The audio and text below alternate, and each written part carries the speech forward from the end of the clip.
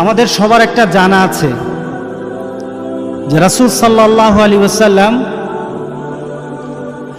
জীবনের একটা শেষ খুতবা দিয়েছিলেন, জীবনের একটা শেষ বিদায়ী ভাষণ দিয়েছিলেন, যেটাকে আমরা বিদায়ী হজের খুতবা হিসেবে জানি। গতকাল আরাফাতে মসজিদে নামিরাতে সেই খুতবাটাই দেওয়া হয়েছে। মিডিয়ার কারণে আপনারা শুনেছেন হয়তোবা অনেকে, যাদের আকর্ষণ আছে, যাদের ভিতরে চিন্তা আছে একটু শুনে নেই, হয়তো শুনেছেন, অনুবাদও হয়েছে,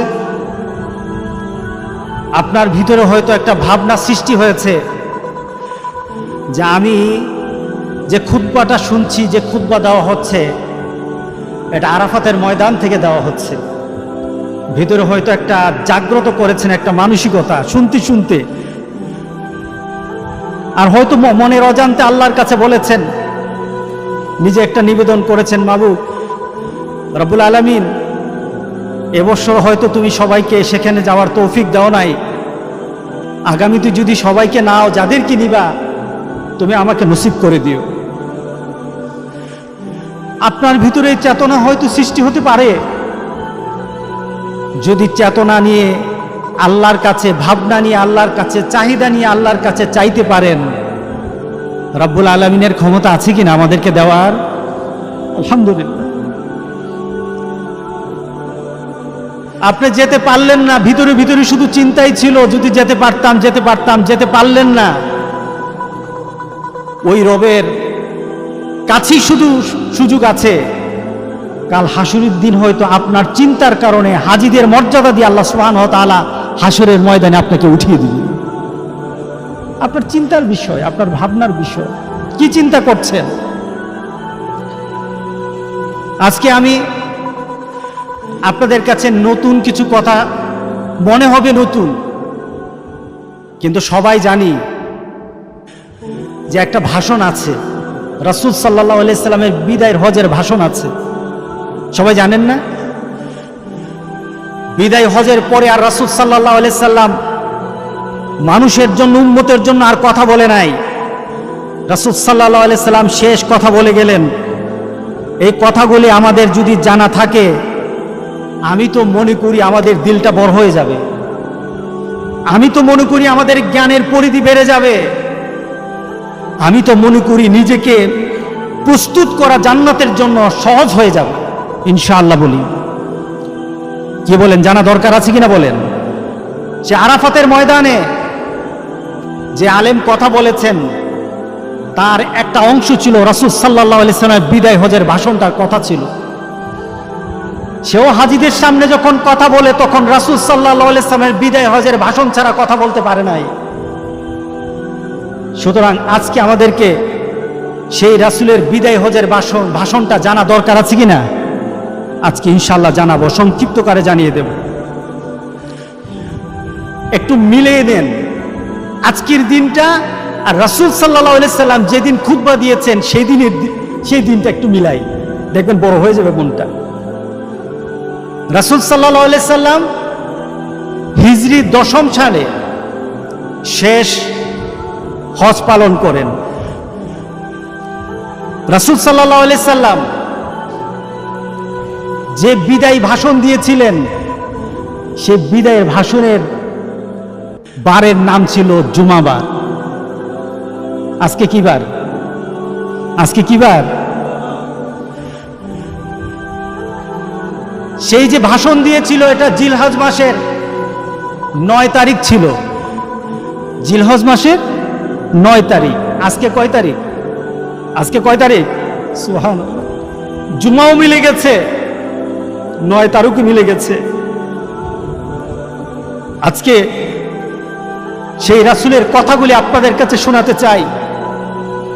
আমি তো মনে করি প্রত্যেকটি মুমিনের রাসূল সাল্লাল্লাহু আলাইহি সাল্লামের বিদায়ের ভাষণ মুখস্থ রাখা দরকার, প্রত্যেকটি মানুষের মুখস্থ রাখা দরকার। সুতরাং আমি খুব সংক্ষিপ্তভাবে আপনাদের কাছে আজকে বিদায় হজের ভাষণটা আপনাদেরকে জানাবো।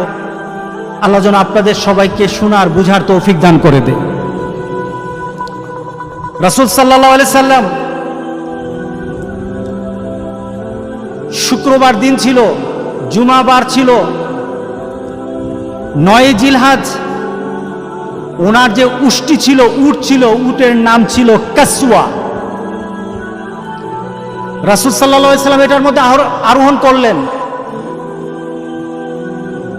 বাতনুল ওয়াদি, রাসূল সাল্লাল্লাহু আলাইহি সাল্লাম সেখানে পৌঁছলেন। পৌঁছে আরাফাতের ময়দানে লক্ষাধিক মানুষের সামনে উটের উপর বসে রাসূল একটা খুতবা দিলেন। উটের উপর বসে খুতবাটা দিলেন। রাসূলের সে খুতবার কিছু অংশ আপনাদের কাছে আমি ধাপে ধাপে বলছি। রাসূল সাল্লাল্লাহু আলাইহি সাল্লাম সর্বপ্রথম যারা তার সামনে সাহাবায়ে কেরামের 1,24,000 40,000 হিসাব সবাই ঠিকভাবে দিতে পারে নাই, লক্ষাধিক মানুষ ছিল। রাসূলের হাতে গড়া সাহাবী, রাসূল সাল্লাল্লাহু আলাইহি সাল্লামের হাতে গড়া সাহাবী, পৃথিবীর শ্রেষ্ঠতম মানবগুলি, পৃথিবীর যে মানুষগুলির ব্যাপারে রাসূল সাল্লাল্লাহু আলাইহি সাল্লাম বলেছেন, খায়রুল কুরুনি কারনি, সবচাইতে শ্রেষ্ঠতম যুগ হলো আমার যুগ, সবচাইতে শ্রেষ্ঠতম যুগের মানুষগুলি হলো আমার যুগের মানুষগুলি। সুবহানাল্লাহ। সবচেয়ে শ্রেষ্ঠ যুগ আমার যুগ, সবচেয়ে শ্রেষ্ঠ যুগ আমার যুগ, আর শ্রেষ্ঠতম মানুষগুলি হলো আমার মানুষগুলি। যে মানুষগুলির সামনে রাসূল সাল্লাল্লাহু আলাইহি ওয়াসাল্লাম খুতবা দিয়েছিলেন তারা হলো সাহাবায়ে কেরাম রিদওয়ানুল্লাহি তাআলা আলাইহিম আজমাইন। আল্লাহ তাদেরকে কবুল করে নিক, জোরে বলেন আল্লাহুম্মা আমিন। রাসূল প্রথমে বললেন, ইয়া আইয়ুহাল্লাযীনা আমানু, যারা সামনে এবং আমাদেরকে অ্যাড্রেস করে বললেন ঈমানদাররা, ইন্নী লা আদরি ওয়া ইয়্যাকুম নাজতামিউ ফি হাযাল মাজলিস আবাদা। রাসূল প্রথমে একটা ঘোষণা দিলেন, একটা তাদের সামনে নিজের অবস্থান বর্ণনা করলেন।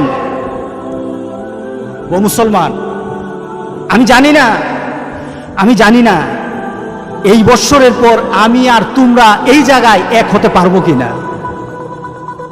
রাসূল নিজের অবস্থানকে বর্ণনা করে দিলেন। পরবর্তী বৎসর আর আসতে পারবেন না, এটা রাসূল ইঙ্গিত করে জানিয়ে দিলেন। হয়তো এরপরে আর আমার সাথে আর তোমার সাথে একসাথে আর কোনোদিন আমরা হতে পারবো না। এরপর রাসূল সাল্লাল্লাহু আলাইহি সাল্লাম বললেন, আলা কুল্লু শাইইন মিন আমরিল জাহিলিয়াতি তাহতা কাদামি। ও আমার সাথীরা, ও আমার মুসলমানরা, ও আমার সাহাবীরা, তোমাদের আগে একটা যুগ ছিল, এটা হলো অন্ধকারের যুগ, জাহিলি যুগ। যুগটার নাম কি? অন্ধকারের যুগ, জাহিলি যুগ। জাহিলি হয়েছে এই কারণে নবী ছিল না, জাহিলি হয়েছে এই কারণে কোরআন ছিল না, জাহিলি হয়েছে এই কারণে আমার রাসূলের সিরাত ছিল না। এর জন্য জাহিল হয়ে গেছে। রাসূল সাল্লাল্লাহু আলাইহি সাল্লাম বললেন, জাহিলি যুগের যত নিয়ম আছে, সামাজিক নিয়ম, পারিবারিক নিয়ম, রাজনৈতিক নিয়ম, যত ধরনের নিয়ম আছে সব আজকে আমি আমার পায়ের নিচে এগুলি ফেলে দিলাম। সব পায়ের নিচে, আমার পায়ের নিচে সব আমি আজকে ফেলে দিলাম। জাহিলি যুগের আর কিছু থাকবে না আজ থেকে। দিনটা কি দিন বলেন তো দেখি? বিদায় হজের ভাষণ। আজকের পরে কোন আর জাহিলি যুগের নিয়ম নীতি আর চলবে না, সব আমার পায়ের নিচে। রাসূল সাল্লাল্লাহু আলাইহি সাল্লাম দ্ব্যর্থহীনভাবে ঘোষণা দিয়ে বললেন, মাউযুন, আজ থেকে সব বাতিল, গোটা পৃথিবীর সকল নিয়ম বাতিল। আজকে হবে কোরআনের দিন, আজ থেকে হবে কোরআনের দিন, আজ থেকে হবে মুহাম্মদ রাসূলুল্লাহ সাল্লাল্লাহু আলাইহি সাল্লামের সুন্নতের দিন, আজ থেকে হবে। আল্লাহু আকবার বললেন না? রাসূল ঘোষণা দিয়ে সকল নীতিকে রাসূলের পায়ের নিচে ফেলে রাসূল চুরমার করে দিলেন, আর চলবে না। এরপর রাসূল সাল্লাল্লাহু আলাইহি সাল্লাম বললেন যে তোমাদের বংশীয় মর্যাদা, তোমরা নিজেদের মাঝে নিজেদের বংশ পরিচয়, অর্থের গৌরব, তোমাদের ক্ষমতার দাম্ভিকতা, তোমাদের মাঝে যাই থাকুক, আজকে মুহাম্মদ সাল্লাল্লাহু আলাইহি সাল্লাম আরাফাতের ময়দানে ঘোষণা দিয়ে বললেন, সব আমি আজকে থেকে ধ্বংস করে দিলাম। আজকে কোনো গর্ব নাই, আজকে কোনো একজন আরেকজনের উপর কোনো মর্যাদার দাবিদার হবে না, বংশের দাবিদার কিছু নেই। রাসূল সাল্লাল্লাহু আলাইহি সাল্লাম বজ্র কণ্ঠে বললেন, ইয়া আইয়ুহান নাস আলা ইন্না রাব্বাকুম ওয়াহিদুন। ও মুসলমান, গোটা পৃথিবীর মানবতাকে ঘোষণা দেওয়া হচ্ছে যে পৃথিবীর জন্য, সবার জন্য, তোমাদের জন্য রব কয়জন? একজন। রব কয়জন? একজন। ওয়া ইন্না আবাউকুম ওয়াহিদুন, এবং সবার তোমাদের পিতা একজন, পিতার নাম হলো আবুনা আদম, সবাই আদম থেকে। আলা লা ফাদলা লি আরাবিন আলা আজামি ওয়ালা লি আজামিন আলা আরাবি। আজকে অনারবের উপর আরবের, আরবের উপর অনারবের, ওয়ালা লি আহমারা আলাল আসওয়াদ ওয়ালা লি আসওয়াদা আলাল আহমারা ইল্লা বিত্তাকওয়া।